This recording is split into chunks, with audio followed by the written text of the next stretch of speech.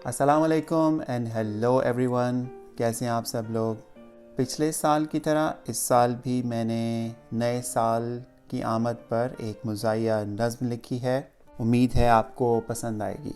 तो शेर कुछ ऐसे हैं कि वी गया ते 21 आया, चौलां उत्ते ओ आलू दी टिक्की ले आया।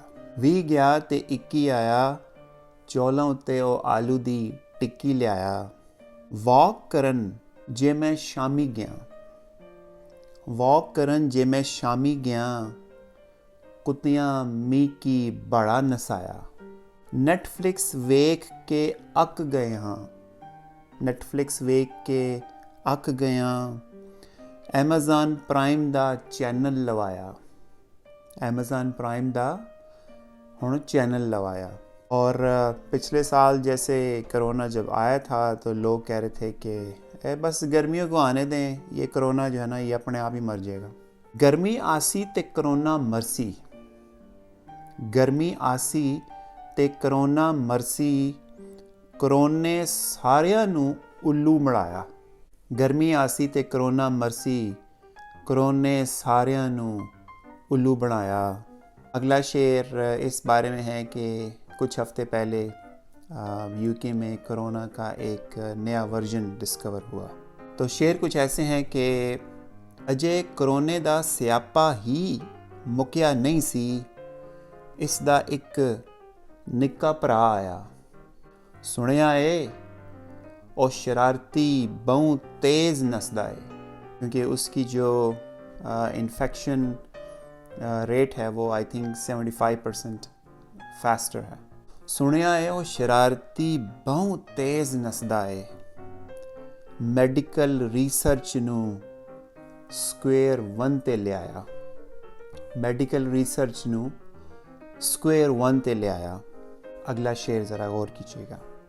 10वां महीना चढ़िया घरे बैठे बैठे, 10वां महीना चढ़िया घरे बैठे बैठे, हर दूजे घर एक नवा बच्चा आया। 10वां महीना चढ़िया घरे बैठे बैठे, हर दूजे घर एक नवा बच्चा आया। अब घर में जब आप बैठे हैं, काम काज कुछ करने को नहीं, बाहर जा नहीं सकते, तो मेरे ख़्याल में ये कोरोना आया इसीलिए है कि दुनिया की आबादी बढ़े। और अगला शेर उन लोगों के लिए कि जो घर बैठे बैठे तंग आ गए और दफ्तरों में जाना चाहते हैं। ना शावर ना इस्त्री, ना सूट ना बूट, ना शावर ना इस्त्री, ना सूट ना बूट, घर बैठे सारियां नू होबो बनाया। ना शावर ना इस्त्री ना सूट ना बूट, घर बैठे सारियां नू होबो बनाया। अगला शेर काबिले गौर है।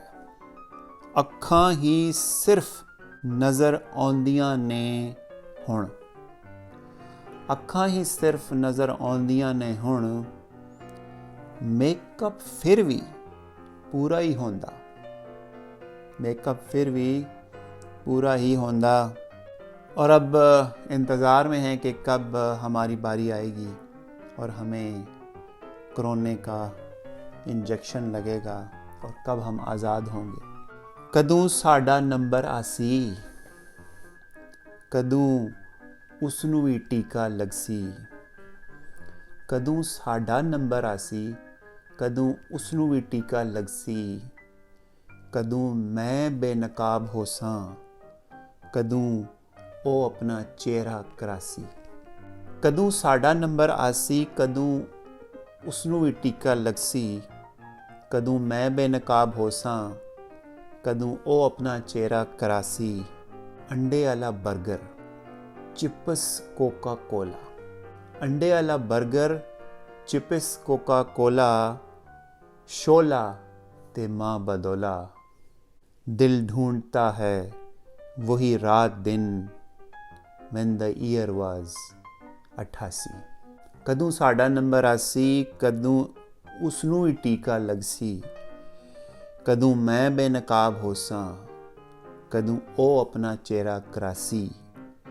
अंडे वाला बर्गर, चिपिस कोका कोला, शोला ते माँ बदोला, दिल ढूंढता है वही रात दिन, when the year was 88।